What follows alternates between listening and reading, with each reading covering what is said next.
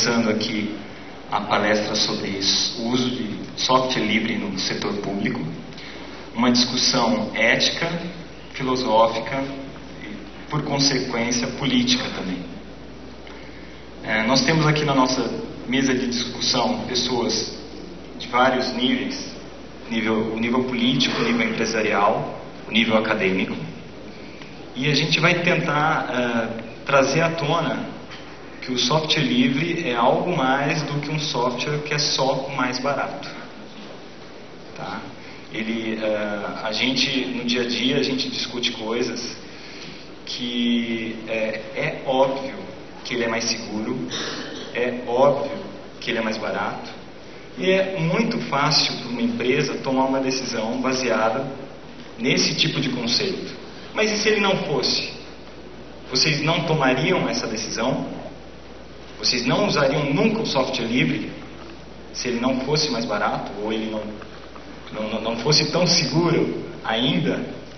Então ele só se tornou viável porque de repente ele começou a funcionar. Foi por sorte. Então, antes de começar essa discussão, eu vou passar um pouquinho para cada membro da mesa. Cada um vai virar, vai falar a que instituição pertence e depois a gente dá continuidade à discussão. Então, vamos começar ali pelo José Luiz Piscina. Eu sou Carlos Rocha, da Samurai, sou empresário, sou engenheiro eletrônico. Bom, boa noite, meu nome é Cláudio Dutra e eu estou como diretor de operações da Procegs, a empresa de processamento de dados do Rio Grande do Sul.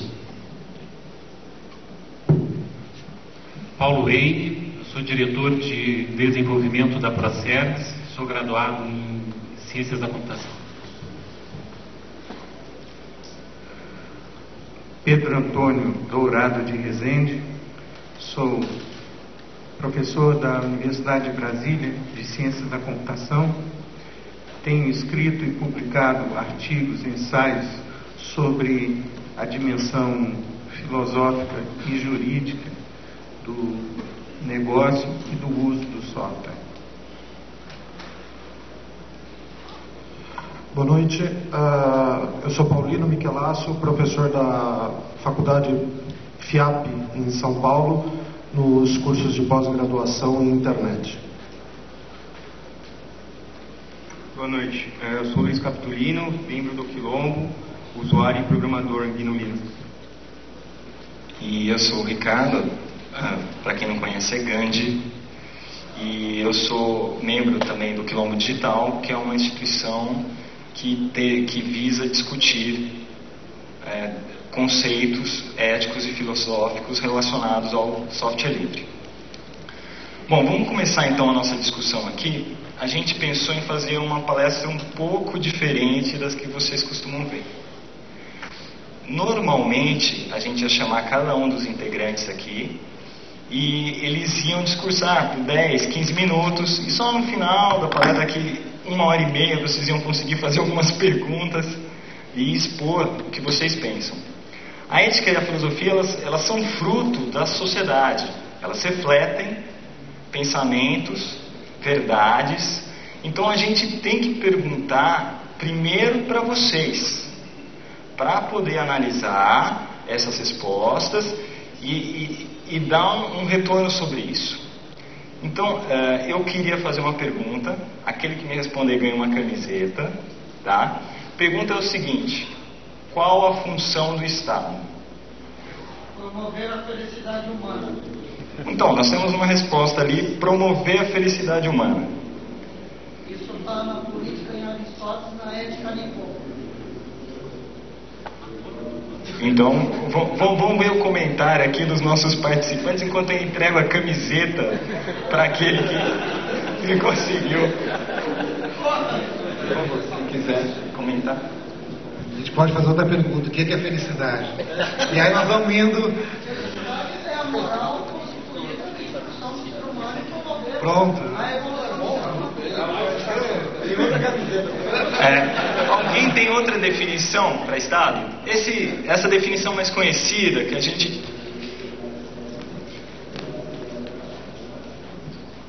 O Estado existe para representar o povo, a vontade dele, os direitos e também os deveres dele. O Estado não existe sem a vontade do povo. Tá, muito bem. A gente sabe que então que o Estado tem direito, tem dever. Algum comentário da mesa? Eu vou pegar o gancho do primeiro interlocutor, já que ele citou Aristóteles, vamos manter o nível e vamos citar Robert Wright. Ele é um pensador muito prolixo, muito útil para quem sente uma certa inquietude e perplexidade diante do momento que estamos vivendo. E o último livro que ele lançou, pelo menos que foi traduzido para o português, eu não sei se foi traduzido para o português, porque eu li em inglês, o Não Zero. Não Zero, ele procura fazer um paralelo entre a evolução darwiniana na biologia e na cultura. Então ele enxerga o Estado como o último estágio da evolução da organização social humana, que procura defender aquela organização. O Estado é delimitado, o conceito de Estado é delimitado por um nível de complexidade da organização social, onde o uso da violência passa a ser legitimado dentro daquela estrutura. Ele diferencia o Estado da chefaria, que é a organização social anterior ao Estado, onde o uso da violência é um mecanismo regulatório do poder dentro da organização da sociedade, mas ele não está regulamentado em lei. E o que difere o Estado da chefaria, que é o Estado intermediário entre a tribo a organização, o nível de organização intermediário entre a tribo e o Estado, o que diferencia a chefaria do Estado é a legitimação do uso da violência para controle das instituições sociais.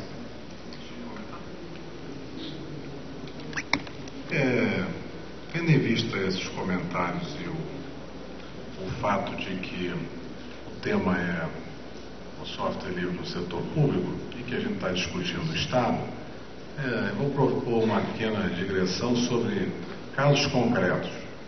Então, no passado, a gente viveu um debate interessante sobre como aplicar os recursos do Fundo de Universalização de Serviços de Telecomunicações, um fundo chamado FUST.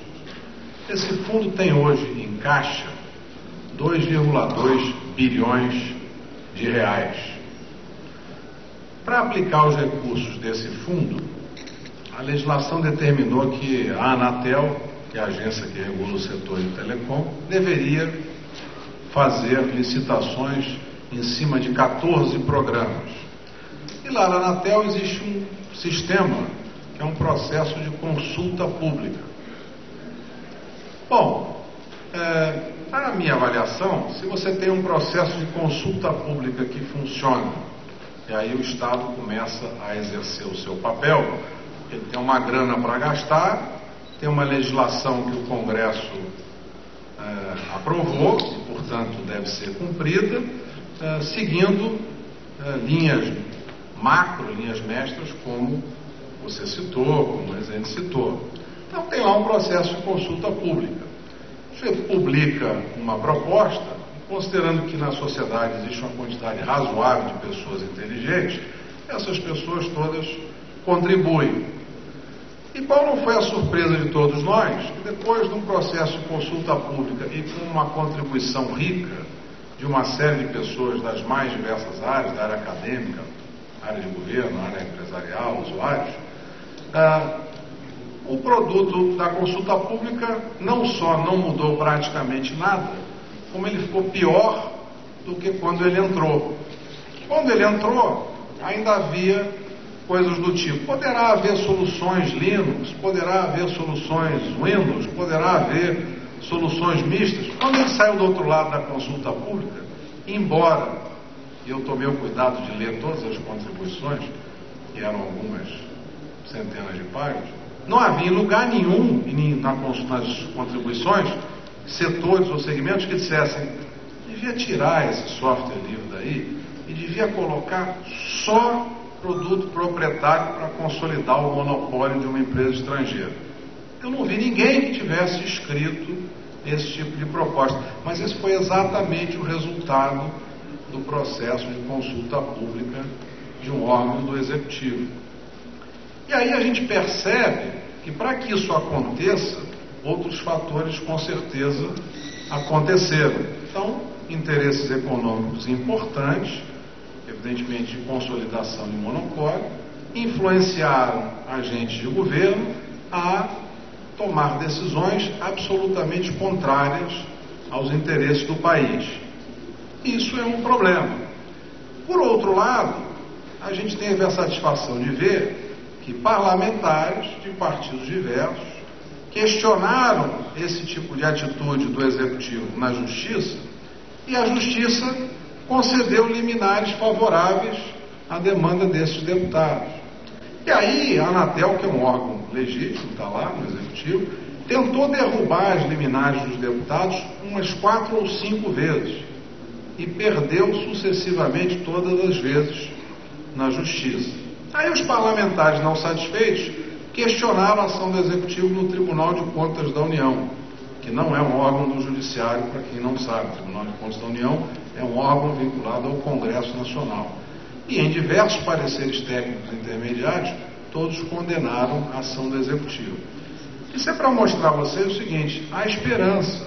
Ou seja, se a gente tem esse tipo de questionamento, esse tipo de debate e ação articulada, e a gente consegue direcionar essas manifestações que a gente teve aqui de forma ordenada para pressionar os agentes políticos, é possível conduzir o Estado para que ele, pelo menos, não prejudique os nossos interesses como cidadãos, mas para isso é fundamental que todos nós pratiquemos o exercício da indignação cidadã.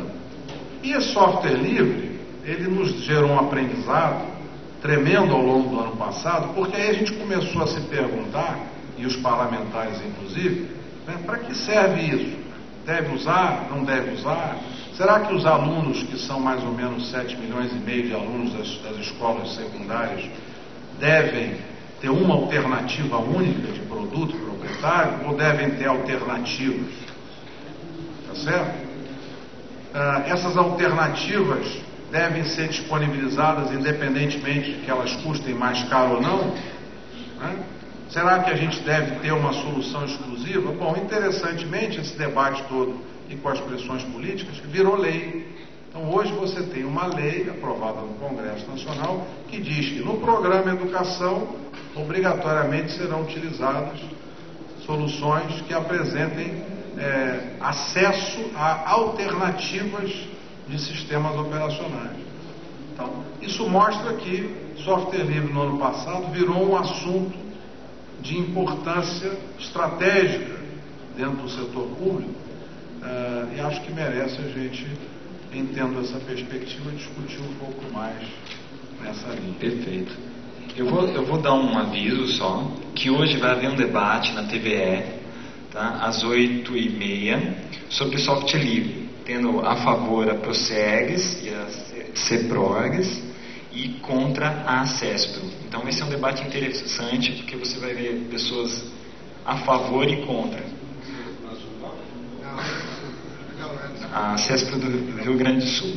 Só uma correção aqui, o César estava dizendo, o que foi aprovado do Congresso foi só corrigindo uma palavra do que ele disse, o uso do software livre preferencialmente e não obrigatoriamente, em relação ao FUST. Bom, eu só queria dar só uma continuidade no assunto, que é o seguinte: eu discordo em termos que o software livre hoje ele está sendo visto pelo governo federal, pelas instituições governamentais, como algo estratégico. Discordo porque nós vemos em grandes centros, em grandes cidades, os governos não sabendo o que é software livre, e isso excluindo o Rio Grande do Sul. O restante do Brasil desconhece, não sabe o que é software livre, as escolas não sabem, as instituições governamentais não conhecem o software livre e elas não têm condições de discutir isso, porque ainda dentro do governo existe a questão que o software livre é um produto técnico, único e exclusivamente. Ele não é uma tendência, ele não é uma solução, ele ainda é visto principalmente como uma pedra no sapato daquilo.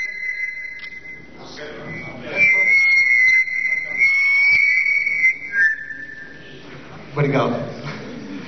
Ele ainda é visto como uma pedra no sapato daquelas empresas multinacionais, as empresas que desenvolvem software, as empresas que produzem software, que vêm aqui no nosso país vender o seu produto, vender a sua tecnologia, e nós temos que absorver essa tecnologia única e exclusivamente dizendo amém para essas empresas.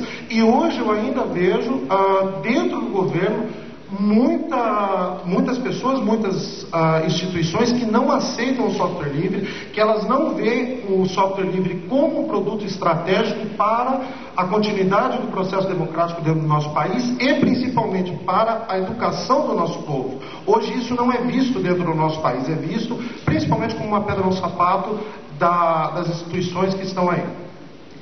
Bom, eu acho que a gente ia acabar chegando em toda essa discussão do FUST, porque é lógico, foi um ano inteiro de discussão em cima do FUST, de brigas, de manifestações.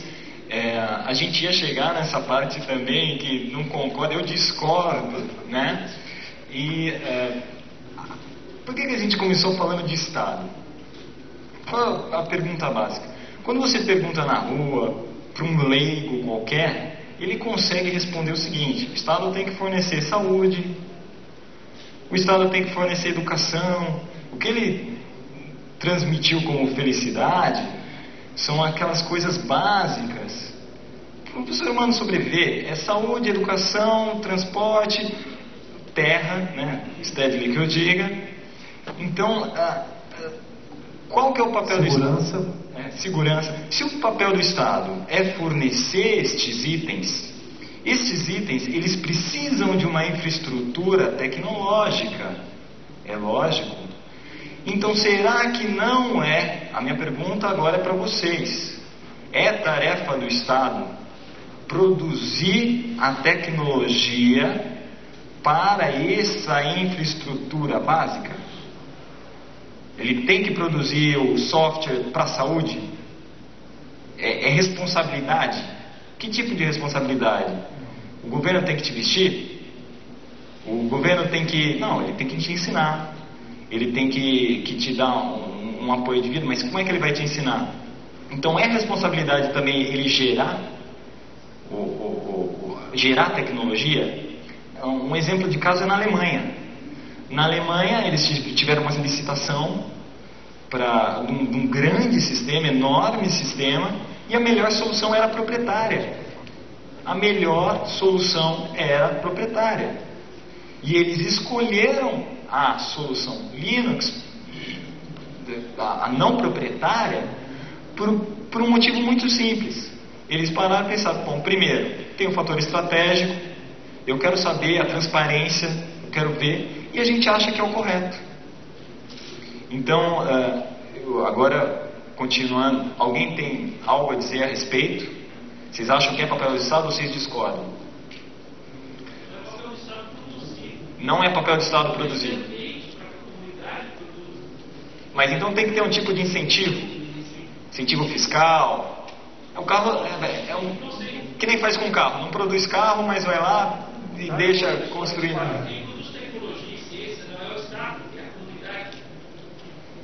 Certo. Deixa eu fazer pegar o gancho, a questão do Estado. Eu gosto de pensar, eu formulei a partir do discurso, a gente escuta muito, que é o discurso tipicamente neoliberal, a respeito do tamanho do Estado, que o Estado tem que ser mínimo. E o que eu acho é que o Estado tem que ser do tamanho da necessidade do seu povo. Onde se tem, numa nação ou numa sociedade, que há uma profunda desigualdade, diminuir o Estado é simplesmente uma estratégia de manter o Estado a serviço da minoria que sempre esteve e que está até hoje. essa é uma questão, por isso que o discurso vem do encolhimento do Estado. Até hoje o Estado não esteve, está a serviço de uma minoria.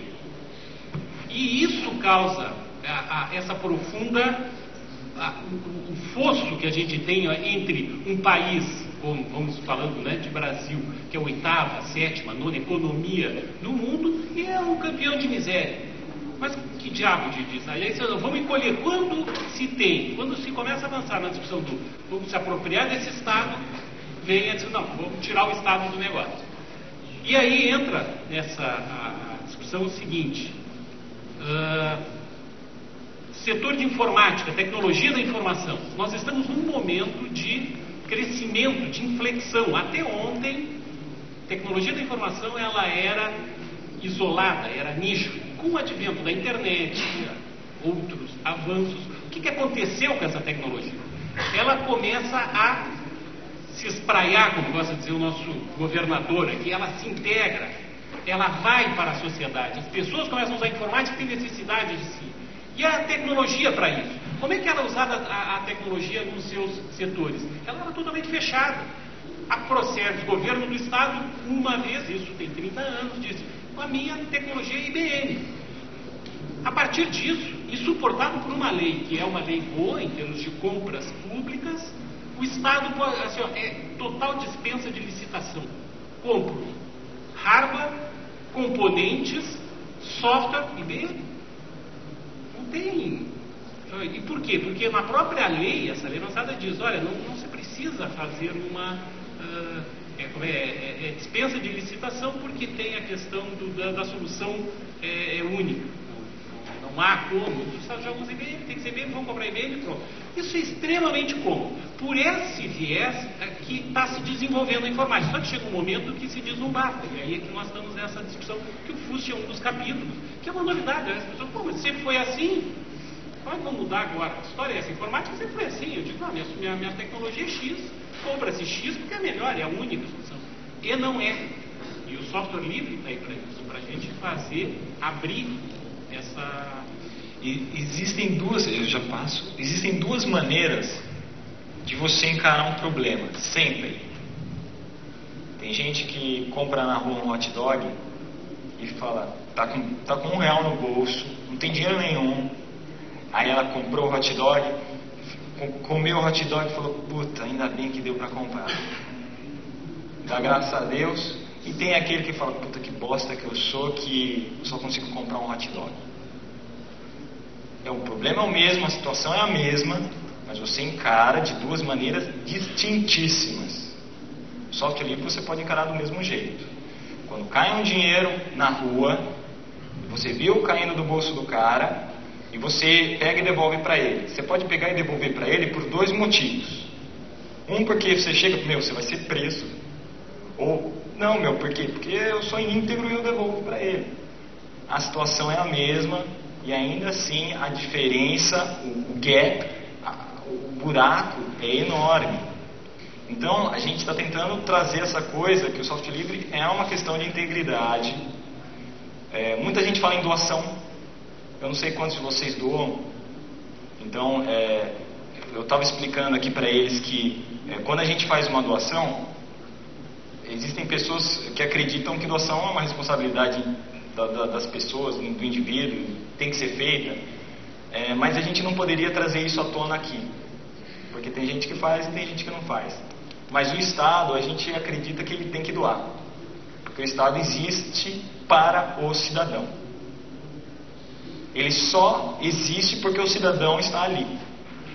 Então, se existe a obrigatoriedade de doar, a gente pode cobrar isso dele. Eu só queria, falando um pouquinho da ética, para mim, né, e para esse Estado, para esse governo do Estado, não é ético investir o dinheiro público na consolidação de um monopólio. Não é ético. Não é ético. Para isso é um princípio. Nós não investiremos dinheiro público para a consolidação do monopólio.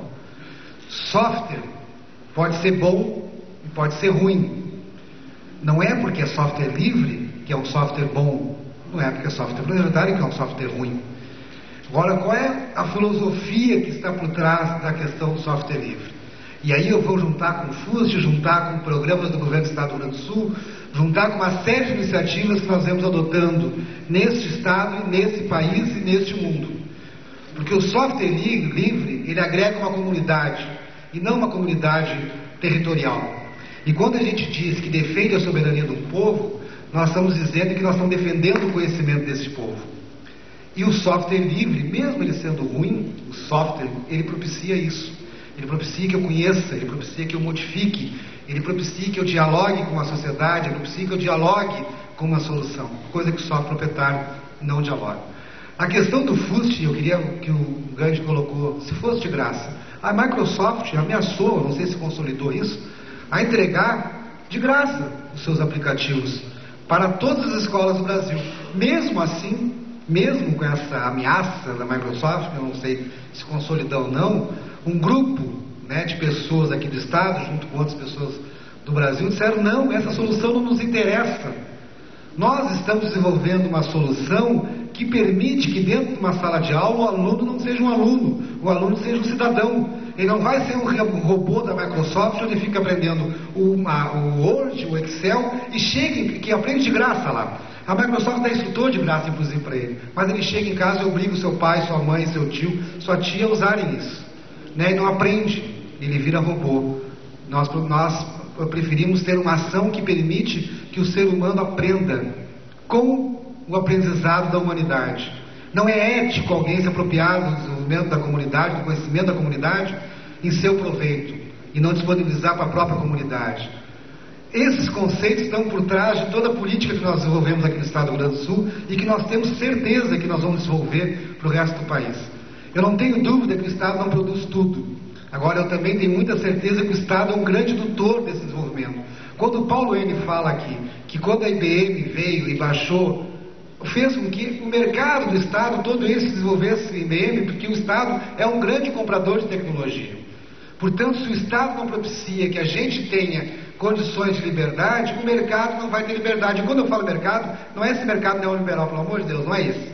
É o povo, a comunidade, não possa oferecer para o Estado, oferecer para o bem-estar do cidadão uma solução nova.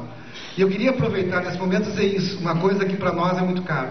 O software livre, quando a gente optou por isso, na Prosegs, que é uma empresa que desponta, que é uma empresa indutora desse movimento, não é tudo software livre, não. Tem muito software da Microsoft ainda lá dentro, tem muita tecnologia proprietária ali dentro ainda. Né? Nós temos uma empresa de 30 anos.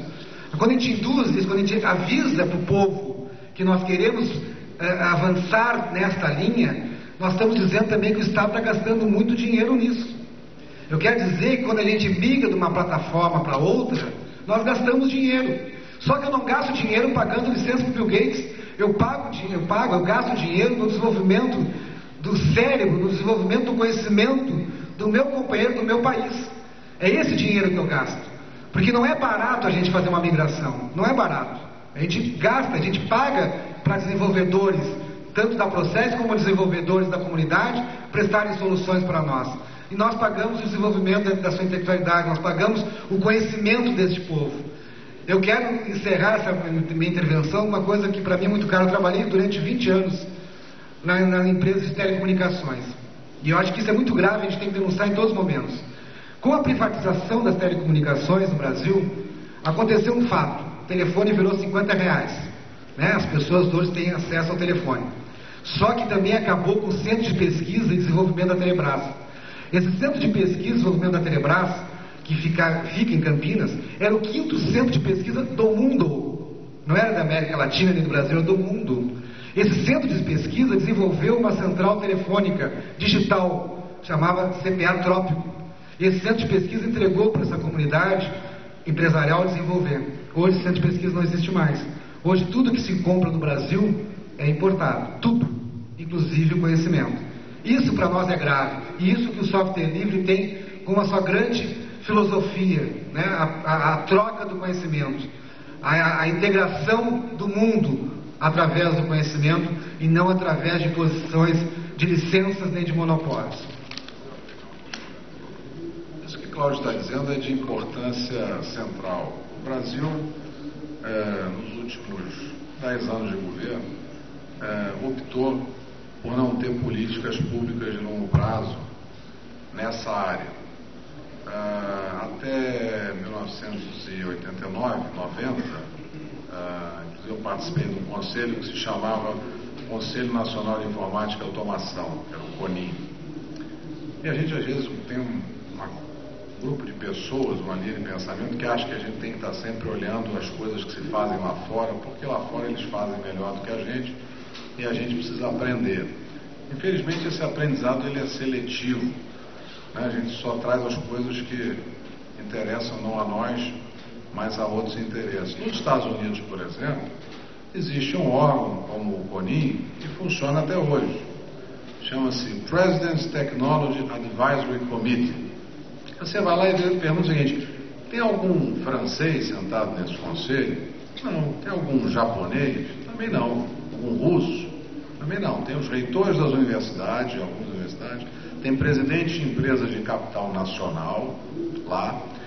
E quando algumas empresas importantes, como a Fairchild Semicondutores, alguns anos atrás, ou o Bell Labs, da Lucent, mais recentemente, viveram graves crises econômicas, este conselho aconselhou o presidente a não deixar grupos estrangeiros, aos americanos, comprarem essas empresas nos Estados Unidos.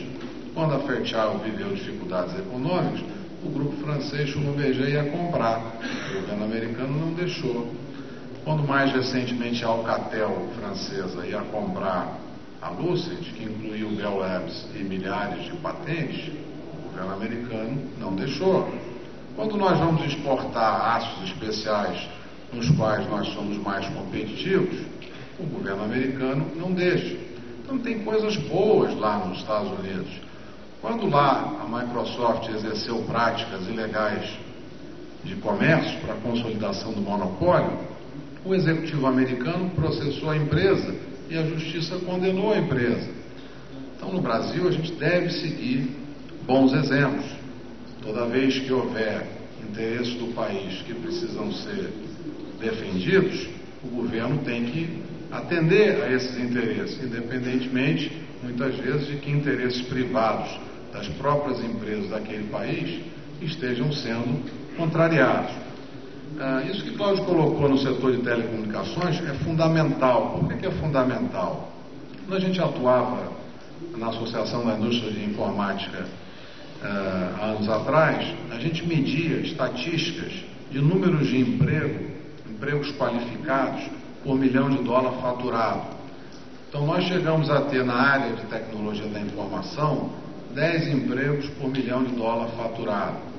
Aí, nos idos de 92, logo depois que mudou a lei de informática e que não havia um novo plano de longo prazo para desenvolvimento tecnológico no país, nós fizemos uma projeção dentro da associação mostrando que já havia estatísticas nos Estados Unidos, nas associações das indústrias de lá, que mostravam que no país sede as empresas de tecnologia, grandes empresas de tecnologia, tanto de informação quanto de telecomunicações, geravam algo da ordem de 7,5 a 8 empregos por $1 milhão faturado. As subsidiárias dessas empresas geravam 2 empregos por $1 milhão faturado. Qual é o número hoje? É menos do que 2. Não é porque as empresas aumentaram de produtividade, é apenas porque os centros de desenvolvimento tecnológico, como bem lembrou Cláudio, não estão mais aqui. E nós não desnacionalizamos empresas só no setor de tecnologia da informação. Empresas líderes em seus segmentos, como Metal Leve, Colfab, empresas brasileiras, foram desnacionalizadas. O que isso tem a ver com software livre? Isso tem tudo a ver com software livre. Porque o software livre, ele nos traz uma ferramenta em cima da qual, sem ter que pagar licenças de propriedade intelectual para ninguém, a gente é capaz de conceber novas soluções que vão ser ferramentas de desenvolvimento para os demais setores. Porque a tecnologia da informação não é fim, não é tecnologia fim. Tecnologia da informação é tecnologia meio. Ela interfere em todos os demais segmentos da sociedade, passando pelo eixo da educação, que é um eixo central. Então, evidentemente, devem haver políticas públicas, não é questão de incentivo fiscal, quer dizer, é um negócio muito mais amplo do que isso. Se você chegar e for em países desenvolvidos, você vai ver que existem metas de 20 anos para frente de penetração de determinados níveis de serviço. Essa história que a gente diz do software livre, nos Estados Unidos existe uma sociedade, chama-se Associação dos Produtores da Indústria de Software e de Informação. Dentro dessa associação existe um grupo que desenvolve padronização de soluções para a educação, onde o software livre tem uma base central que permite a padronização. Vai ser sempre uma ferramenta de desenvolvimento essencial de médio e longo prazo. Então é evidente que tem que haver políticas de desenvolvimento de médio e longo prazo, onde o desenvolvimento tecnológico tem que ter metas integradas e o software livre desempenha um papel diferenciado nesse tipo de planejamento de médio e longo prazo. Tá.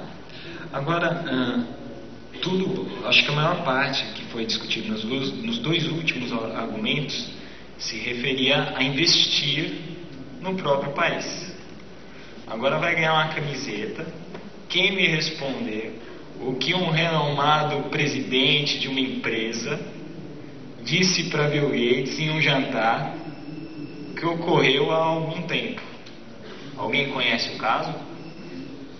Opa, espera um pouquinho. Eu vou levar a camiseta até.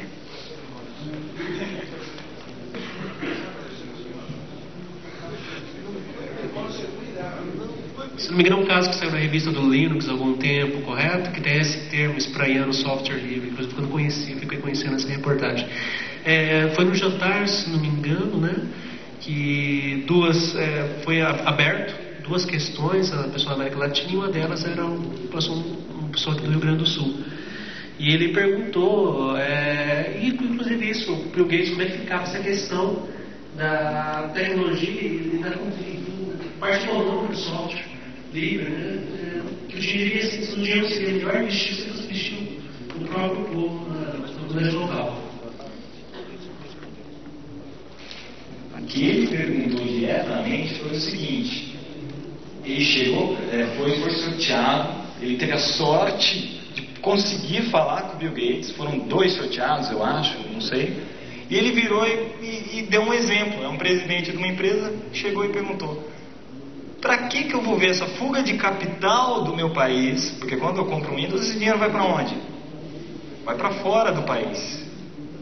Se eu posso aplicar esse dinheiro e esse dinheiro ser aplicado diretamente na formação de empregos, na formação de profissionais e por assim diante. Eu achei que essa foi uma atitude muito corajosa, né? Ele estava lá, de repente ele podia fazer alianças, eu acho que quem era o Sex e o próprio professor podem comentar. Eu queria voltar ao assunto da ética e do software, pegando aí onde você deixou. Estamos diante de fatos concretos que incomodam a nós. Nós já somos convertidos, já somos engajados, já sabemos da importância estratégica de se engajar nessa sinergia. Agora, qual a dimensão ética que a gente, de certa forma, sente, mas fica tão difícil expressar para quem não está engajado, não está interessado em saber, não está convertido? E por que existe o monopólio? Ora, se a gente olhar para o software do ponto de vista da funcionalidade, o software ele é um processo de intermediação da comunicação humana. É a parte da inteligência que sai do racional e vai para a lógica que vai ser executada numa máquina. Então é como se fosse uma tecnologia de comunicação que está atingindo um novo nível de evolução. E se olharmos para o conhecimento que temos dessa evolução, vamos ver que assim como as linguagens evoluem, o software também vai evoluir. E a tendência do software é evoluir em direção ao monopólio. Por quê? O monopólio da sinergia. Então é natural perceber que haja monopólios na indústria de depois de 60 anos. É natural perceber que as pessoas resistam quando você chega a ela e diz: olha, esse monopólio não serve, você tem que abrir mão dele, você está perdendo autonomia, você está perdendo controle sobre essa intermediação. Por que as pessoas se sentem agredidas quando você sugere? Então, trata-se de um processo cultural. Aquele conhecimento que ela tem da interface, do software favorito dela, aquilo é como se fosse parte da competência linguística, comunicativa dela. E ainda mais quando aquela competência comunicativa é importante para o desempenho das suas funções profissionais. Alguém que diga a uma tal pessoa que ela precisa abrir mão daquela competência, ela vai se sentir puxada do tapete. Muito bem. Se existe a tendência ao monopólio pela natureza da atividade, produção de software,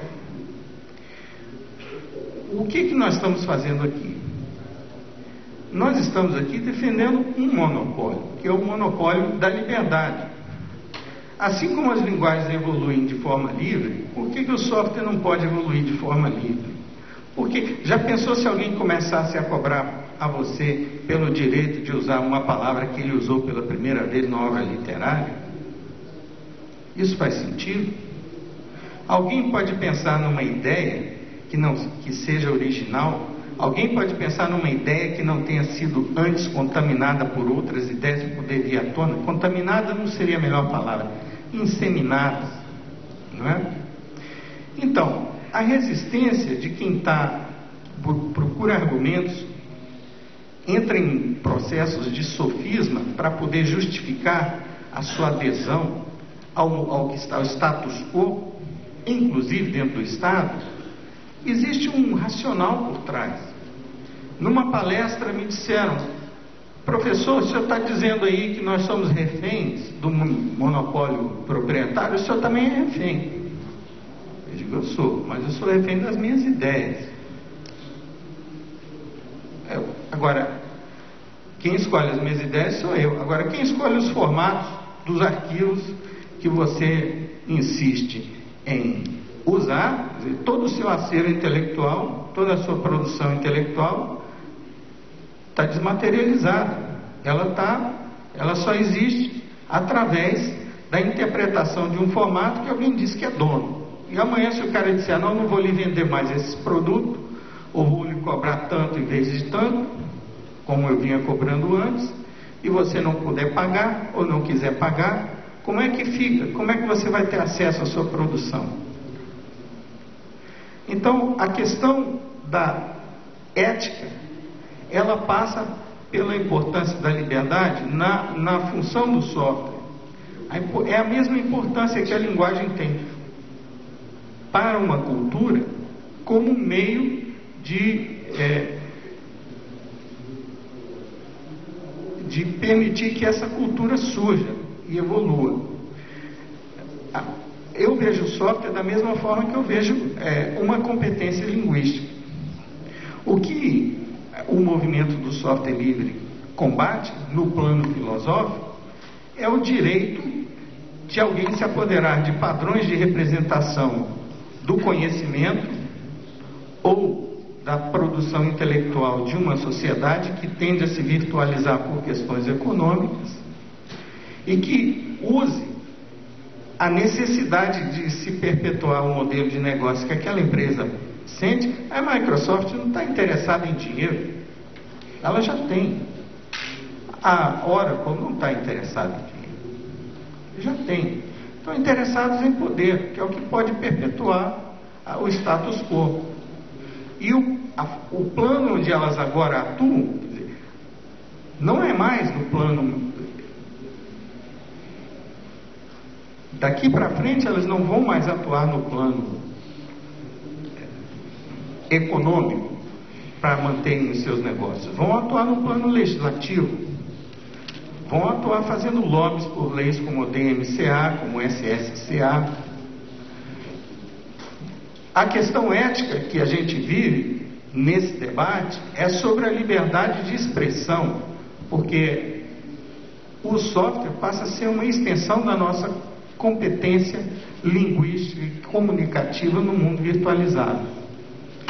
E a melhor definição que eu conheço de software é que dificulta a gente conversar a respeito, porque traz antagonismos, traz o lado emocional na discussão com muita facilidade, as pessoas não conseguem enxergar bem o porquê. Eu vejo o software como 3 coisas. Ele, para o produtor, é propriedade intelectual. Para o usuário, ele é inteligência intermediadora. E no ciberespaço, é a lei.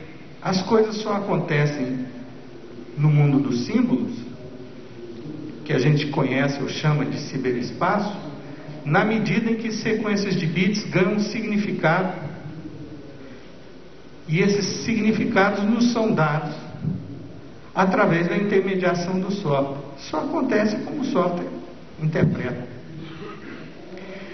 Então, estamos diante de algo que é 3 coisas em uma. É o mistério da virtualíssima trindade. Então, discutir software livre versus software proprietário é como discutir religião. Porque a questão ética que está em jogo é a liberdade de expressão. Por que os bascos até hoje explodem bombas na Espanha? Eles não têm autonomia? Eles têm quase autonomia de um Estado. Porque durante todo o período franquista, a cultura deles foi massacrada. Eles foram impedidos de ensinarem a linguagem deles. A linguagem é um meio de perpetuar a cultura.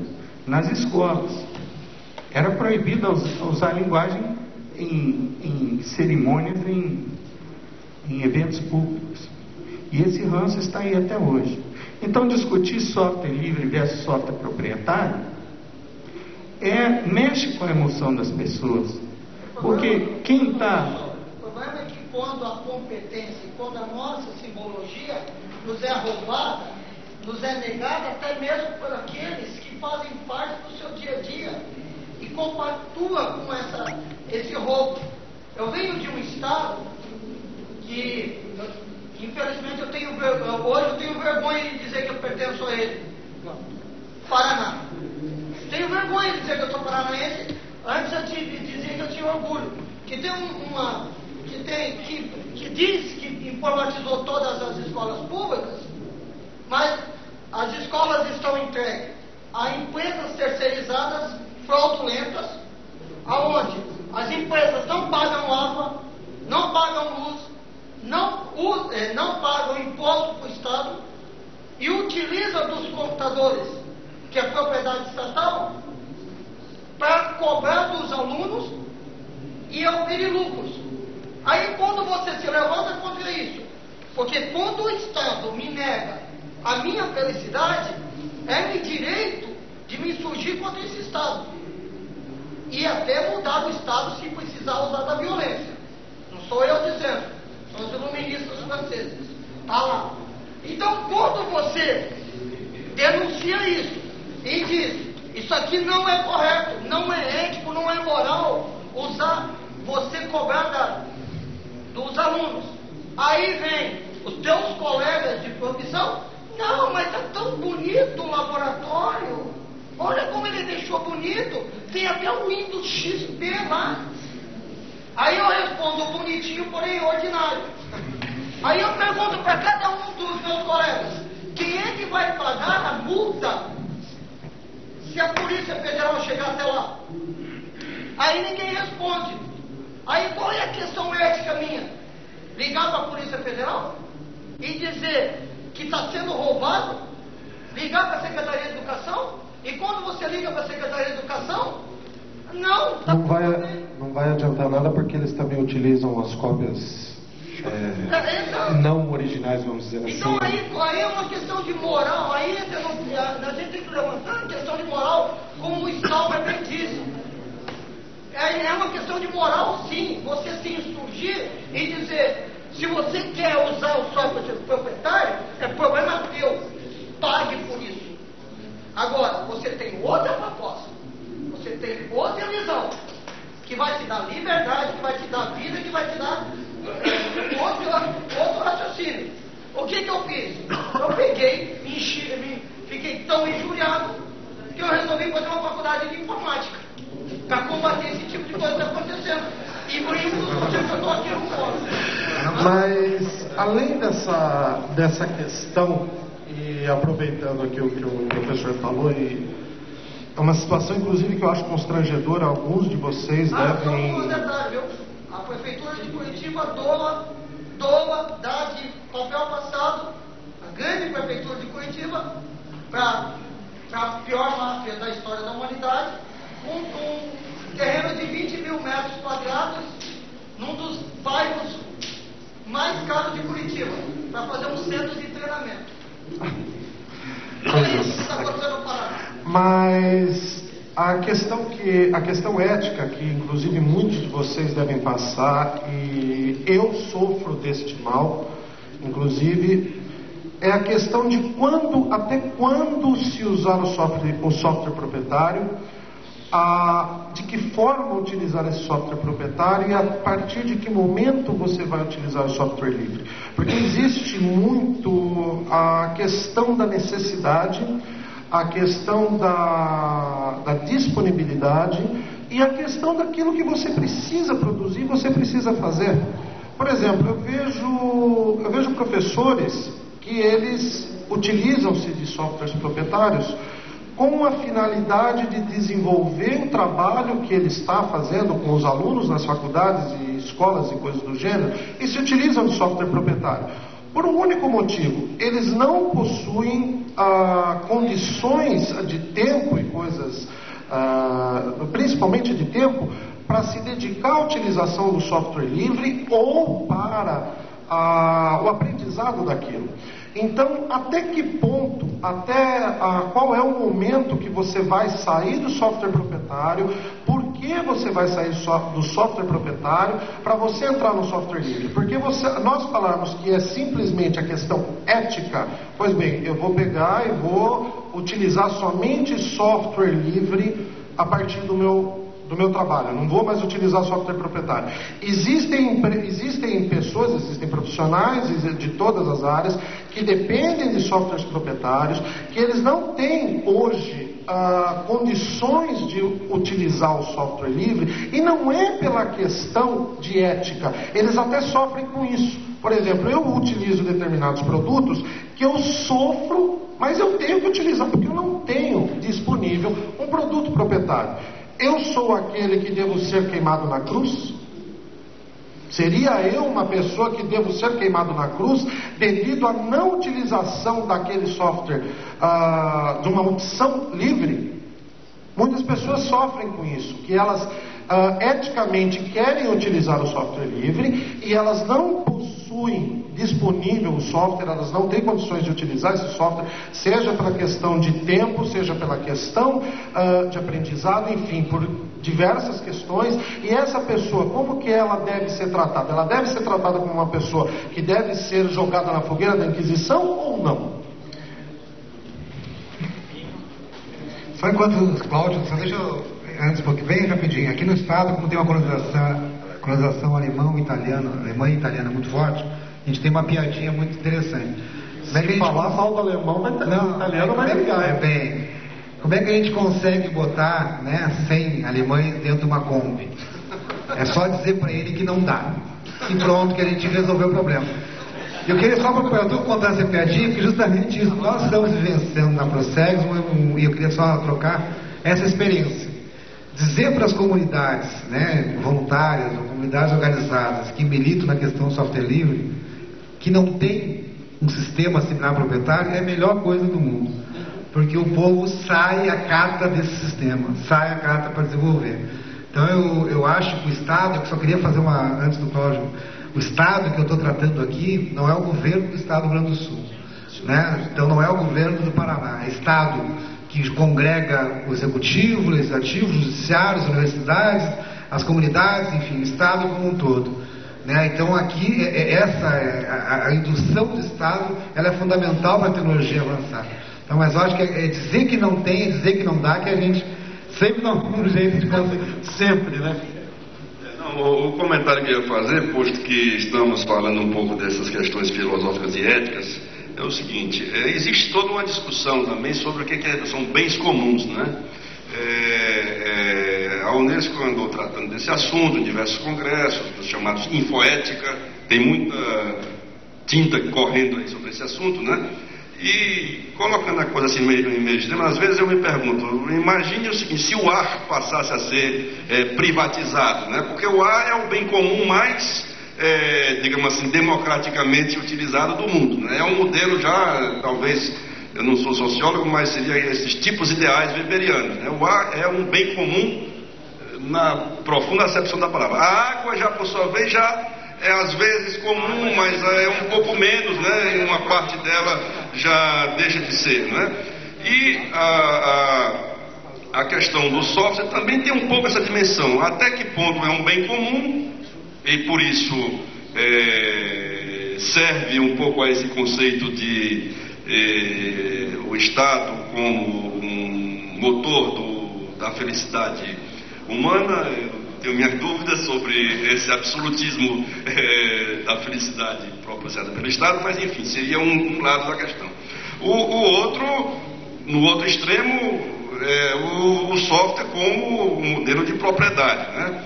Nós na Unesco temos discutindo muito essas questões sobre quais são os equilíbrios possíveis, né? Eu até convidaria as pessoas que estão trabalhando um pouco nessa parte mais da dimensão ética a visitar os sites do Infoética, porque aí tem muito material sobre esse assunto, né? E nessa esfera... Qual é o site? É da Unesco, www.unesco.org/webworld, que é o subsite onde tem tudo isso. Senão eu posso lhe dar mais detalhes depois. Mas a questão é que, queiramos ou não, esse assunto mexe com interesse de nação, interesses econômicos, interesse de Estado.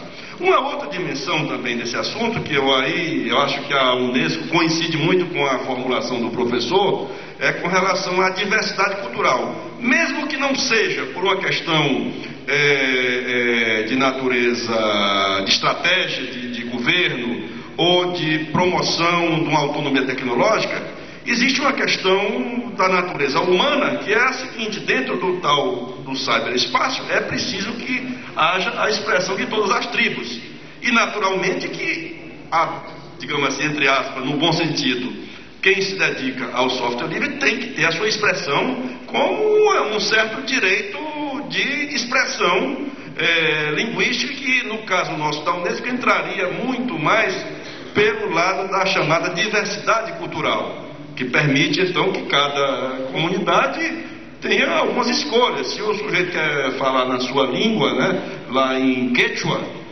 então ele tem que estar contemplado no chamado ciberespaço. Se ele quer usar o software livre, é necessário que tenha esse direito. Então, todas essas discussões vão muito no sentido ético. E terminaria dizendo o seguinte, que no plano, digamos assim, da formulação e dos equilíbrios entre questões de Estado, questões estratégicas, está havendo, tem um documento que a Unesco está colocando em discussão, que é sobre a questão de acesso universal. Esse documento está na internet, eu posso fornecer, em que se discute um pouco a questão de multilinguismo e acesso universal, e alguns componentes dessas questões, dos direitos, dos equilíbrios de direito de propriedade, direito de autor, direito do usuário. E todas essas questões vão, de uma certa maneira, serem apresentadas na chamada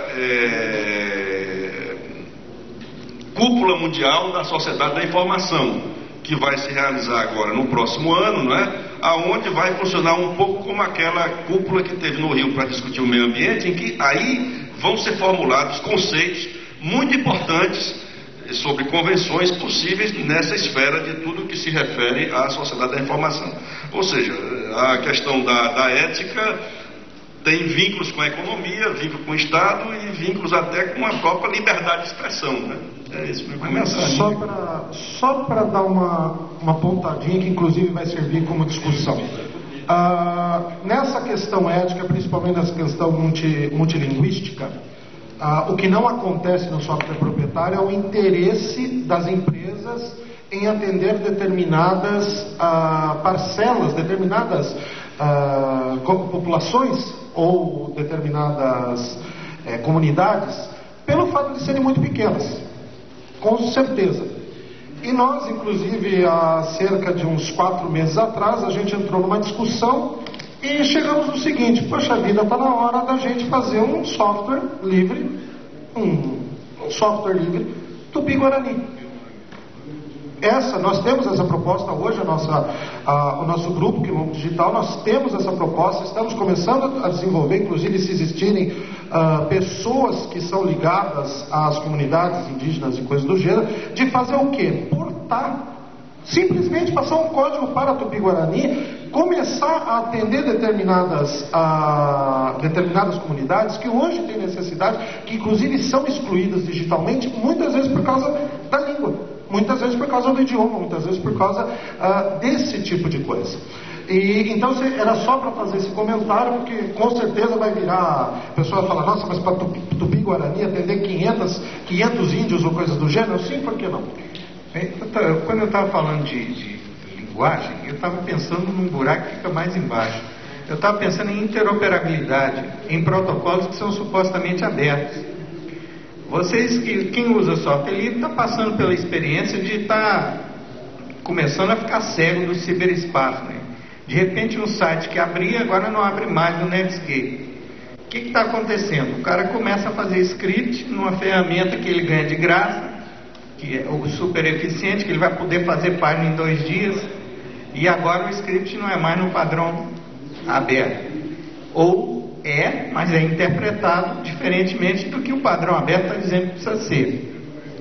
O fato da empresa estar dizendo que o software dela obedece um padrão de intercomunicação com outro software, não diz nada, porque ninguém pode olhar o que tem dentro. Pode ser que está seguindo a sintaxe, mas não segue a semântica. Você escreve seu software usando o mesmo padrão, quer interagir com o software proprietário, mas seu software não consegue se comunicar. Você diz: mas eu estou usando o padrão, estou interpretando corretamente cada uma das mensagens que são trocadas no protocolo, de acordo com o documento público aqui, e você está me acusando do erro, está no meu programa, mas eu estou seguindo. E o seu? Não, o meu você não pode ver porque é proprietário. Bem, existem vários graus em que o software pode ser proprietário e existem vários graus em que ele pode ser livre. Eu não sou radical ao ponto de achar que todo software tem que ser livre. O que tem que haver é um certo respeito pela liberdade. E o respeito começa por uma certa, responsabilidade de quem quer se comunicar no ciberespaço. Então, se a empresa diz que vai aderir a um protocolo HTTP ou a linguagem HTML, então por que implementa com erros de propósito? Então, a interoperabilidade no plano digital é a questão da universalização do acesso à informação, quando se coloca como interlocutores os 2 modelos de negócio livre e proprietário. Quer dizer, está num plano abaixo da questão da comunicação do plano linguístico humano. É aí onde o modelo de negócio pode passar a perna no outro para se perpetuar, que é o que a gente está vendo hoje.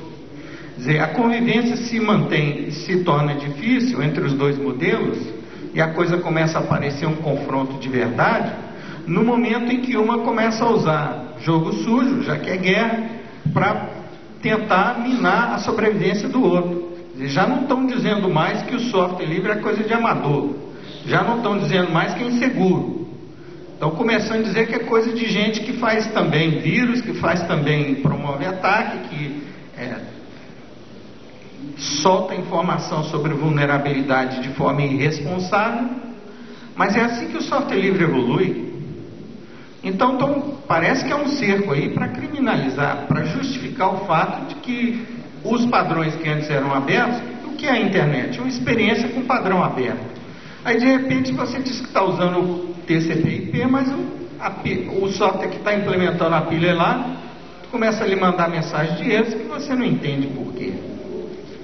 E aí? Esse ponto é central, Pedro. Esse ponto é central. E aí, Cláudio, me permita um comentário. O seguinte: muitas vezes a gente fala dessa comunicação, dessa ética, e a gente esquece da dimensão do Brasil. Então, nós, evidentemente, estamos num ambiente absolutamente elitizado, num fórum como esse.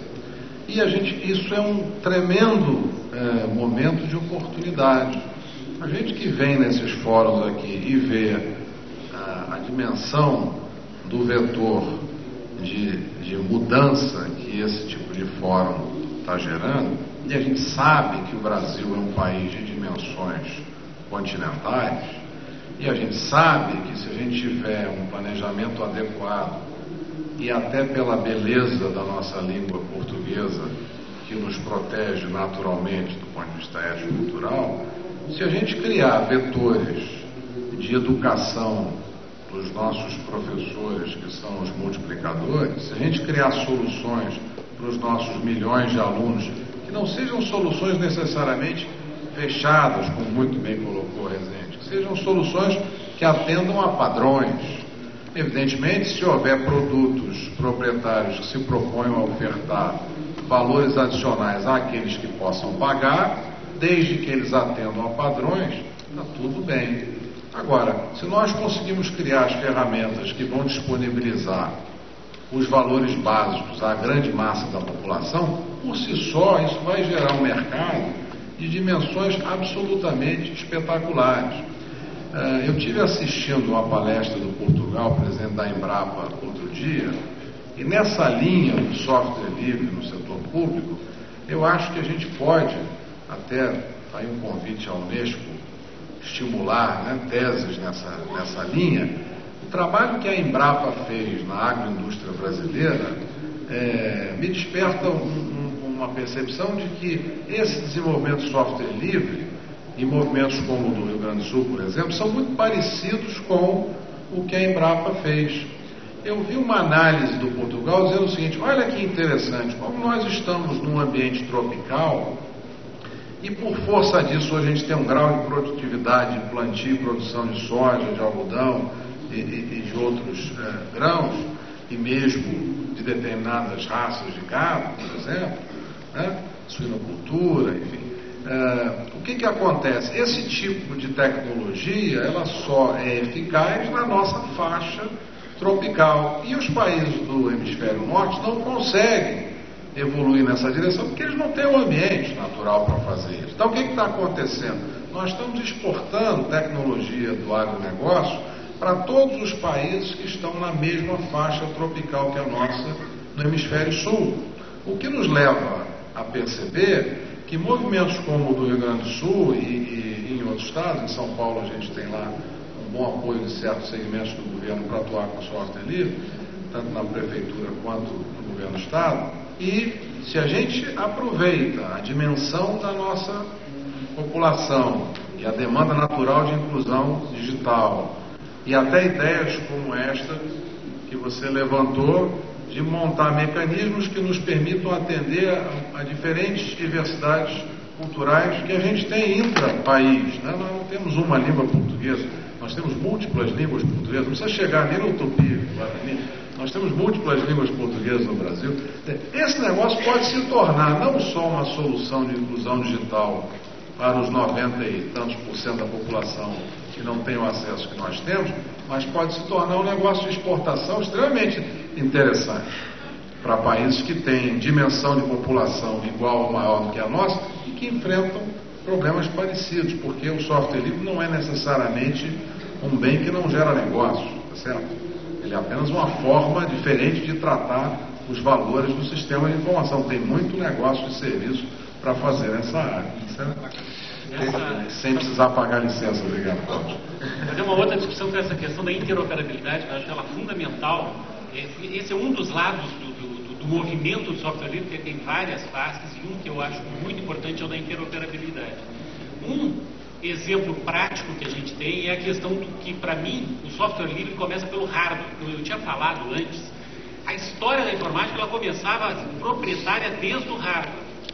O que aconteceu? O PC, a arquitetura PC, que era fechada, e depois se tornou livre, ela é uma arquitetura aberta hoje. O que significa isso? Qualquer fábrica, isso inclusive no Brasil, pode fabricar componentes ou computadores da marca para dentro dessa arquitetura. O que significa isso? Por exemplo, nós temos na Procergs uma máquina RISC-SAN. Para mim fazer um upgrade de memória dessa máquina, o custo dessa memória é 10 vezes mais do que do PC compatível. O que nós estamos fazendo na Procergs? Nós estamos implementando, está dentro do nosso movimento, trabalhar somente com máquina da arquitetura PC. Aí nós vamos fazer uma implantação, só que isso ainda tem resistência. Mas olha, se tu quer uma aplicação grande, nós estamos apostando, vamos colocar sistema de águas, da Corsan, todo dentro da arquitetura PC. Bom, o que significa? Para onde vai isso? Essa arquitetura permite que que a indústria, que qualquer, inclusive nacional, possa fornecer. A mesma coisa vai para o software. O que eu quero? O que a gente precisa? Nós precisamos de um software que as universidades têm um campo de conhecimento, um campo de potencial muito grande.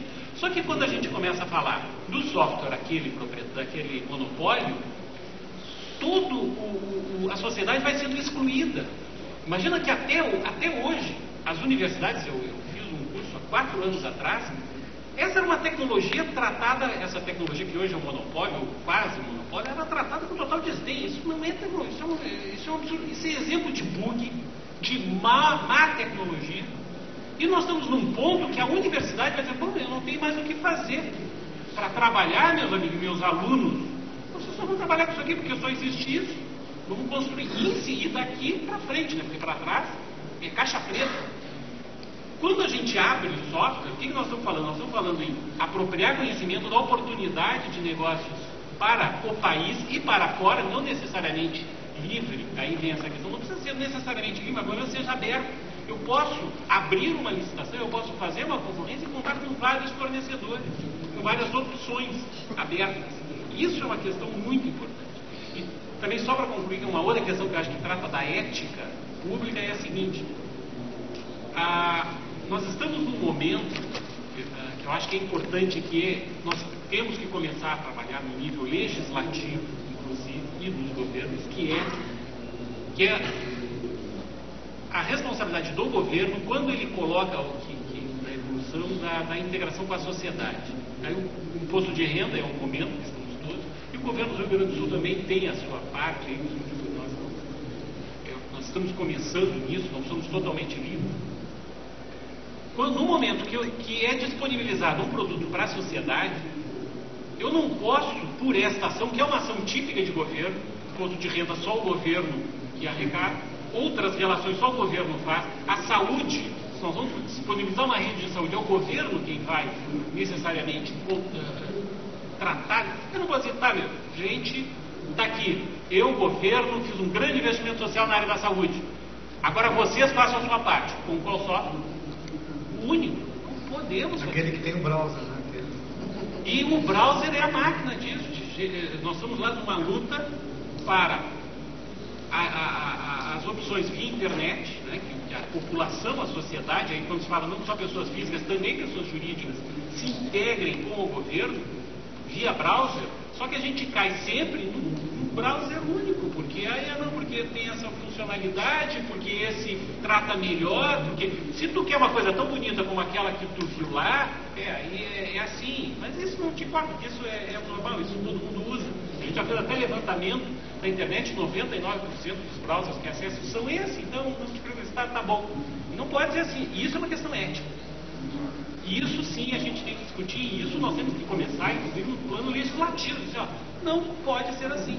E tem aí uma questão da sociedade que então, a sugestão é o seguinte: o Quilombo podia, falando sério, claro, o Quilombo podia publicar lá, já que é um ambiente de Quilombo, né? A gente podia começar a denunciar esses sites que só funcionam nessa condição, porque aí vamos educar a imprensa, né?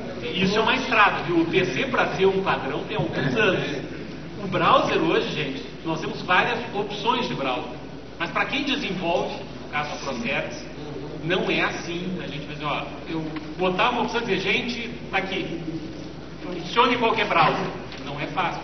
Sim, principalmente. Nós temos que aí trabalhar com os fornecedores, livres inclusive. Gente, vamos falar uma língua única, porque também no nível do browser a língua não é única. Principalmente para quem usa só HTML não tem tanto problema, mas quando você quer fazer um enhancement a mais, você quer fazer, eu quero uma tirinha mais colorida, que você vai usar um RSS, aí que o fato é, o Netscape é o único que implementa o Mozilla, o RSS padrão mesmo. Mas ele não é padrão, né? Eu tô devendo aqui para 2 pessoas que levantaram. A gente vai caminhar para a finalização, então vamos tentar ser mais rápido, vamos tentar... O motivo dessa discussão não foi aqui os senhores mostrarem a inteligência, mostrarem que eles sabem, mostrarem toda a vasta experiência que eles têm na área. O motivo foi a gente sentir, é o contrário na verdade, a gente sentiu o que vocês pensam a respeito. Vocês representam de certa forma a sociedade e a gente quer saber, é importante vocês se manifestarem e mostrarem o que vocês estão achando disso tudo. Eu vou então passar para as 2 pessoas que tinham levantado, que era ele e ela aqui. Tu não lembra teu nome de branco? Paulino, tu falou antes que tu trabalha numa área que eventualmente não tem um software livre, né, que satisfaz as necessidades se tu deve ser ou não crucificado. Então, suponhamos que todo mundo aqui acha que tu deve ser crucificado porque não usa software livre. Vai ter churrasco já dois. Não, suponhamos isso. Então, nesse caso, isso mostra que se a gente fizesse isso, a gente na verdade não pensa diferente da Microsoft. Sem dúvida. Né? Sem dúvida. Então vejo que, na verdade, o que aparece com a medida que o tempo passa e que entra mais em voga o software livre, é que todo mundo agora acha que é pecado usar software proprietário. Sim. Né? Que agora, se eu não usar software livre, eu sou um coitado, eu sou um cara que não entende nada, ou eu sou um cara que tem dinheiro dando sobra, ou eu sou um corrupto que estão pagando para mim para usar software proprietário. Né?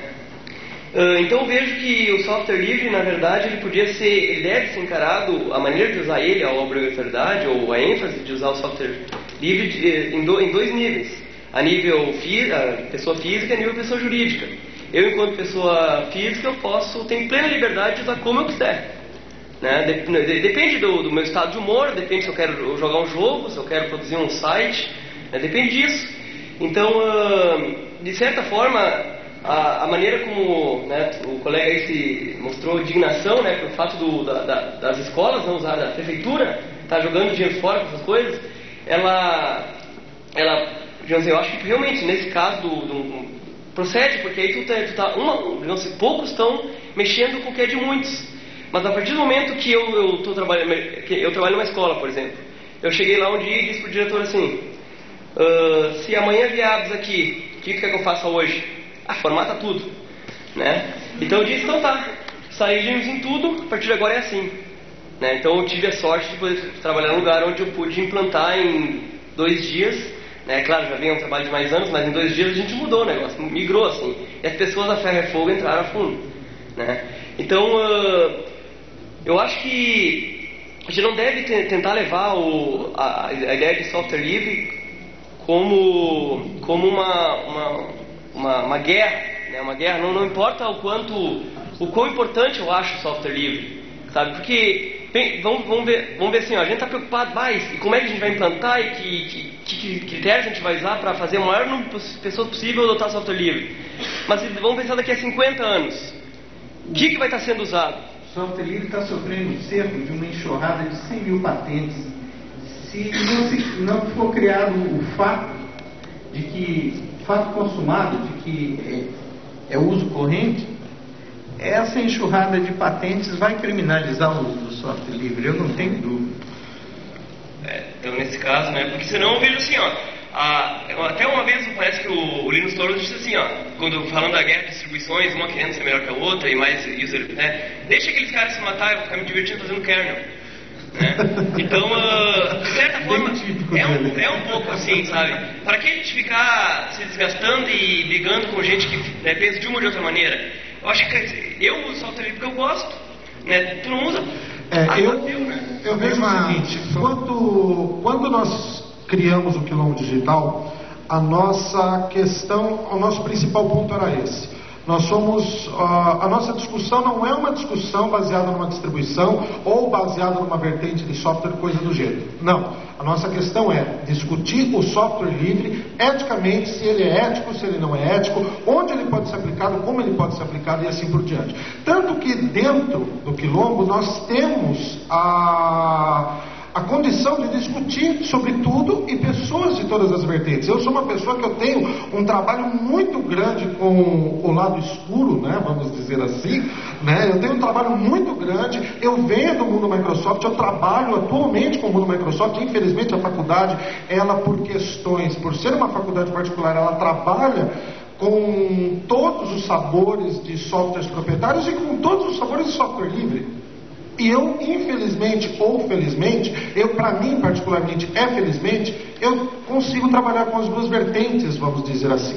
Particularmente eu tenho, obviamente, a utilização do software livre como uma questão ética.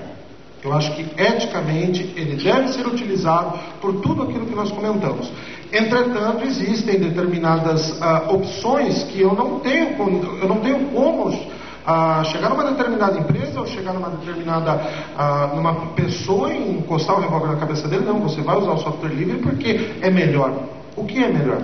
Só deixa eu complementar, porque eu acho que a tua pergunta é muito interessante. Na tua máquina, tua pessoa física, eu acho que tem que fazer o que tu achar que é melhor. Agora, eu governo do Estado, eu não tenho o direito, no meu ponto de vista, de gastar 3 milhões de reais em licença para a Microsoft, ao invés de gastar esses 3 milhões de reais propiciando educação, segurança, saúde para o povo brasileiro, ou para o povo gaúcho. Eu não tenho esse direito. Por isso que eu digo que não é ético esse governo, porque a Microsoft é o que é, porque os estados gastaram muita grana nisso. Muita grana. Botaram muito dinheiro, não é à toa que tudo que é escola, que tudo que é aplicativo tem aquela bendito Word, bendito Excel, bendito Access, então todo mundo aprende. Então eu, Estado, eu, governo, eu tenho direito, eu tenho como obrigação ética eu poder propiciar alternativas para o povo. Eu não tenho direito de gastar o dinheiro que eu gasto para manter uma licença. E era isso que a gente gastava. Era 13 milhões. Hoje se gasta 80 mil. Só um dado também para ilustrar isso. Nós temos um levantamento no estado do Rio Grande do Sul, quase 50%, e para a União não vai ser diferente, e em outros estados, 50% do PIB de informática, hardware e software são de setores públicos, empresas públicas. É isso. Ou seja, esse setor é fortemente... Muito forte. Alavancado por... Atrás de Chile. Pergunta quanto que o metrô de São Paulo economizou os anos faróis. Não hoje.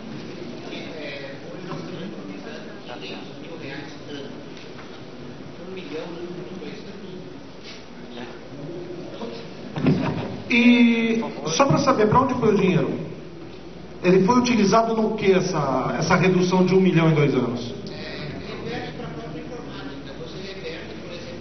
Ou seja, a atualização de parque, o treinamento, a instrução e coisas do gênero. Meu nome é Valéria, eu sou do Jornal do Brasil. Eu gostaria de saber alguns movimentos sociais, como o Movimento Sem Terra, e partidos políticos estão usando o Linux, né, para se contrapor ao monopólio. Eu queria saber a opinião de vocês desse lado da política. Sim, estão usando. O MST utiliza, não na sua estrutura, porque o MST é baseado principalmente em ações, né? Mas nos escritórios deles, eles estão utilizando. Hoje, inclusive, o próprio deputado Sérgio Miranda, que estava aqui, dizendo que ele acabou com o software proprietário do gabinete dele, começou a utilizar o software livre. E existem muitas instituições que estão utilizando, inclusive algumas instituições que não são, vamos dizer assim, de oposição ao governo, que estão utilizando o software livre, sem dúvida. Também para contrapor, só para criar eu disse que 50% é do setor público. A gente tem visto muitas iniciativas privadas que gostam de dinheiro e gostam de qualidade, e eles do software livre. A segurança é fundamental. Quando tu pode modificar, tu modifica inclusive as tuas chaves de segurança. pessoal comentou muito aí sobre o FUST, falaram alguma coisa sobre o dinheiro que está consignado, que na verdade acho que não está em caixa não, está consignado. Esse governo a gente tem que ficar de pé atrás.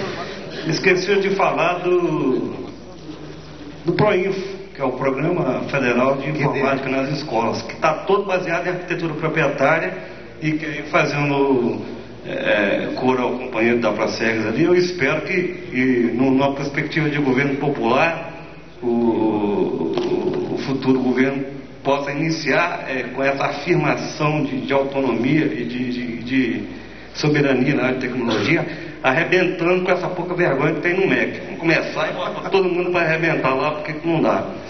Certo? E PROINFO tem ainda uma série de escolas que estão esperando o computador até hoje. Os computadores não chegaram. E outras que chegaram encaixotadas nas escolas. E outros que estão tomando chuva. Tomando chuva.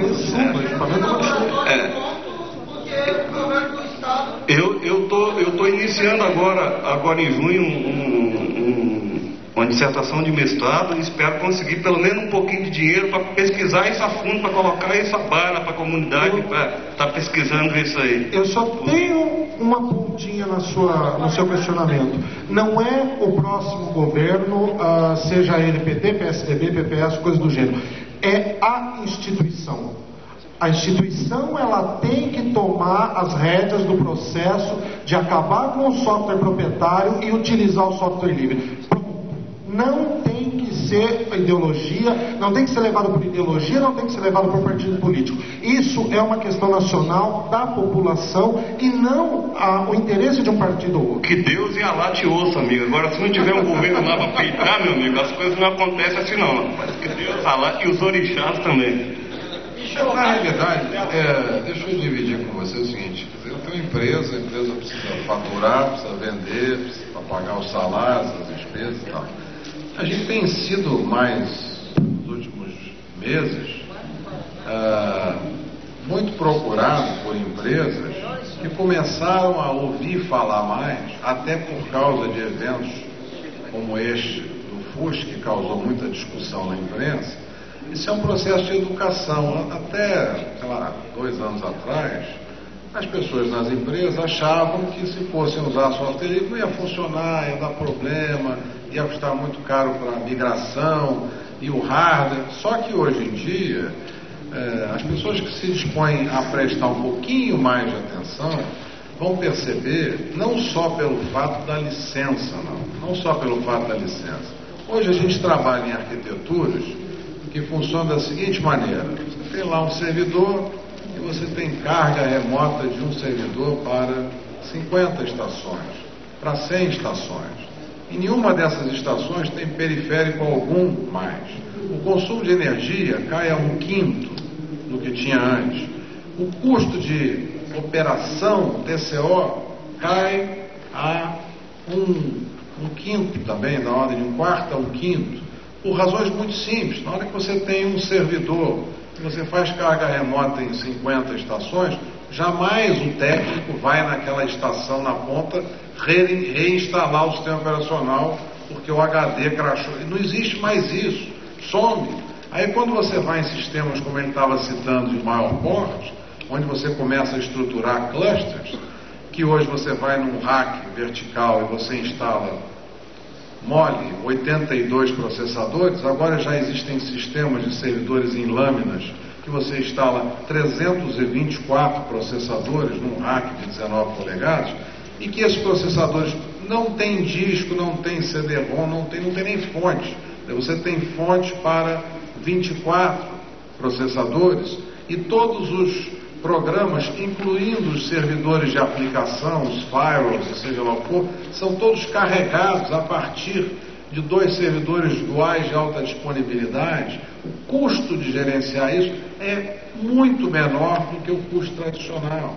Então, nós vamos começar a enxergar agora, e digo a vocês o seguinte: no ano passado, a gente discutia aqui nesse fórum, eu conversava com um colega da prefeitura, conversava com o professor. Hoje eu converso com o diretor de tecnologia da Abril, eu converso com o diretor da Coca-Cola, eu converso com o diretor do Banco Santander. Ou seja, isto não é mais uma discussão, e nós aqui, isto é um mundo real, por uma razão muito simples, que a gente sabe, que a gente é da área.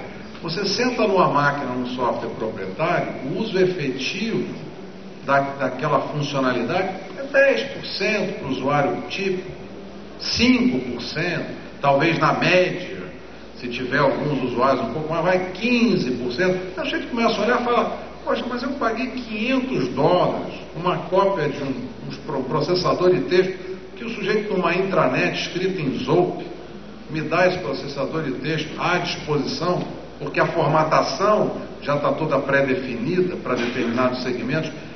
Essa transformação, ela é inexorável. O processo leva um certo tempo, na minha avaliação, por uma questão muito simples, porque as pessoas não têm a informação.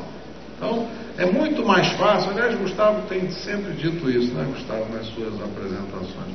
Quer dizer, é uma questão de informação. Então, além da gente fazer a nossa militância política, trabalhos como esse que vocês fazem no Quilombo, trabalhos de divulgação como esse fórum que a Prosegs organiza, são processos naturais.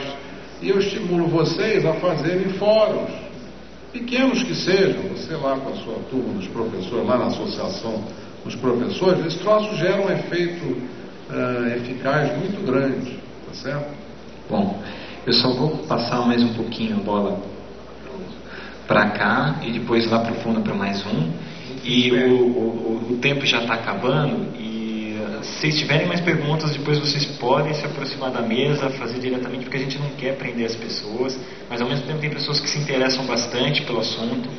Então a gente continua discutindo aqui na frente, mas vamos fechar com... Aí cada um diz um tchau. Eu sou do Uruguai. Eu quero trazer para aqui um pequeno tema, que é o jeito que gran parte da difusão e o monopólio que tem hoje o software proprietário no desenvolvimento tecnológico é feito em base à ilegalidade, ao uso ilegal dele. A pessoa que utiliza mediante pirateria, sin observar a licencia. Ese es un primer tema que quiero traer aquí, que no fue discutido en la mesa, que obviamente el software propietario es una forma de ser legal. Otro tema é aquele jeito que o software proprietário faz mudar o hardware cada certo pouco tempo. Você está obrigado a investir na mudança do software, do hardware, e, por exemplo, nós agora temos um problema no Uruguai, não temos grana, mas acho que somos únicos que temos esse problema.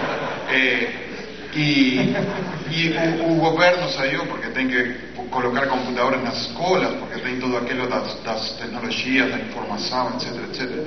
Então, eles saíram a pedir às empresas, me dá computador para eu poder usar, e as empresas deram aquele computador que não pode utilizar.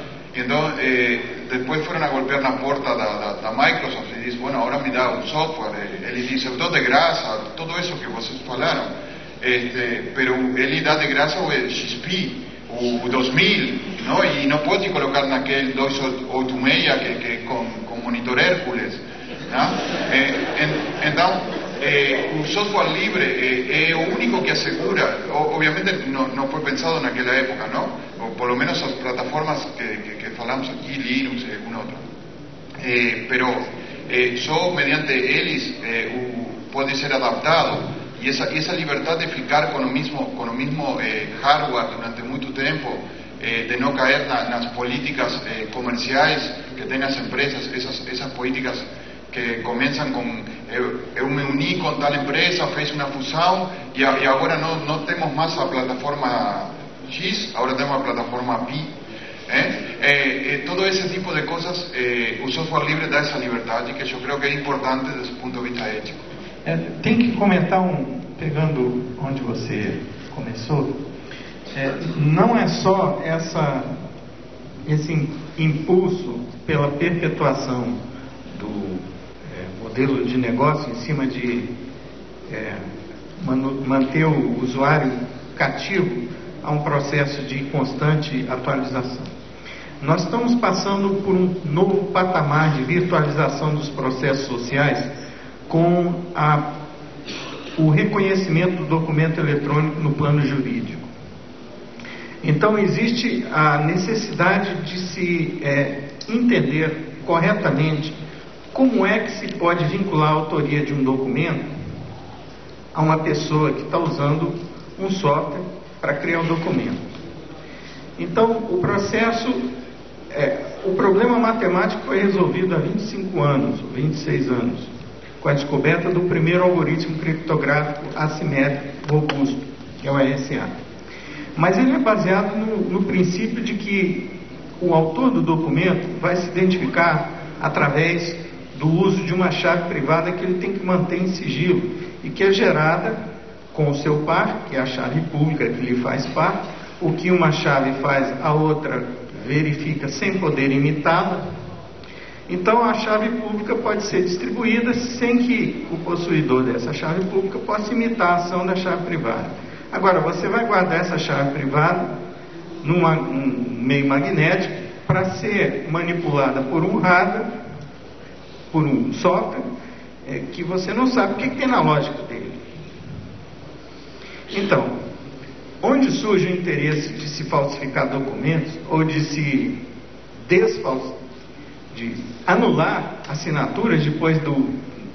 Imagina para um corrupto poder fazer o dinheiro sair dessa conta e cair numa conta fantasma nas Ilhas Caimã, e depois que o documento que fez a transferência bater no processo judicial, ele vai lá no cartório e revoga a chave dele com data retroativa e diz: não, esse documento não foi eu que assinei, foi quem roubou minha chave, porque está aqui, eu até acusei que roubaram minha chave com essa revogação aqui. Então, como é que a gente vai entrar num esquema desse, amordaçar o judiciário que quer trabalhar sério, com um esquema que está escondendo a lógica por trás dessa interface da informática com o plano jurídico? Então, como é que eu posso pensar na questão da liberdade do acesso ao formato dos documentos, da lógica dos programas, como não sendo um problema ético, se amanhã vão querer que eu assine escrituras, contratos, certidões digitalmente? E eu não posso auditar o software que vai intermediar a minha assinatura. É como se estivesse me dando uma caneta e dizendo: olha, você cuida bem dessa caneta, porque no papel onde cai a tinta, o par dessa caneta, que é uma lanterninha, que todo mundo vai poder ter, a hora que ele bater em cima dessa tinta no papel aqui, vai acusar você como autor. Então você cuida bem dessa caneta, porque onde pingar a tinta dela é como se você estivesse assinando. Ah, tudo bem, mas eu vou guardar no meu bolso? Não, você guarda aí no HD que o XP toma conta para você. Ricardo, provavelmente eu só queria aproveitar aqui a minha última intervenção, provavelmente, o pessoal está querendo entrar, mas eu acho que é importante um dado para vocês que estão aqui, né? Primeiro tem que desconsiderar um pouco o nosso bairrismo, então, o povo gaúcho é um tanto quanto bairrista, vocês devem todos ter percebido isso. Mas na questão, né, da questão do hardware, não é nem quando é computador antigo não de empresa, né? Nós estamos falando aqui numa rede escolar de 2.200 escolas ou um parque de 3.000 escolas. Eu botar a máquina, imaginando que o governo do estado tivesse dinheiro, botar a máquina em todas elas. Daqui a 2 anos tem que ter dinheiro de novo. Daqui a 2 anos tem que ter dinheiro de novo. Então nem no antigo. Eu queria, então, além disso tudo, quer dizer, a independência que a gente tem que ter em relação ao hardware e software. Eu queria pedir um favor, inclusive, pelo menos em nome da Procergs, eu tenho certeza que em nome de várias empresas. Empresa pública, principalmente, não é acostumada a trabalhar com comunidade. Não sabe trabalhar com comunidade. Nós não sabemos trabalhar com comunidade.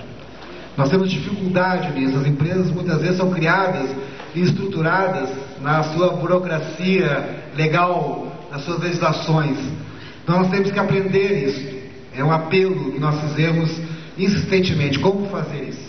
Por fim, né, para dar boa noite, eu queria dizer que a questão do software livre, além do custo, além de tudo isso que nós falamos, ele tem muita cara desse governo.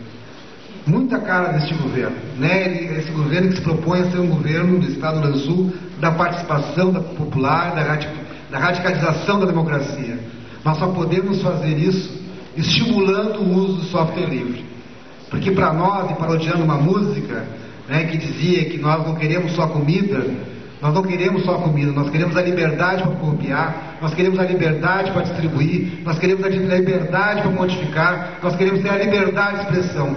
Portanto, nós convidamos a todos que continuem lutando pelo direito de sermos livres. Essa é uma guerra de todos nós. Muito obrigado, muito boa noite.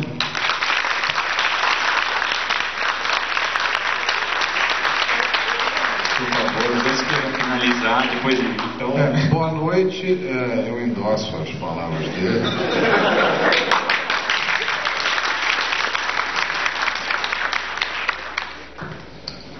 Finalizou? Por favor, você tem mais alguma coisa? Só convidar vocês para a palestra dos sapos piramidais, onde eu vou continuar essas ideias que eu lancei. Muito obrigado pela presença de vocês. O Quilombo Digital convida vocês para convidar o nosso site e conhecer um pouquinho mais da gente. Obrigado, hein?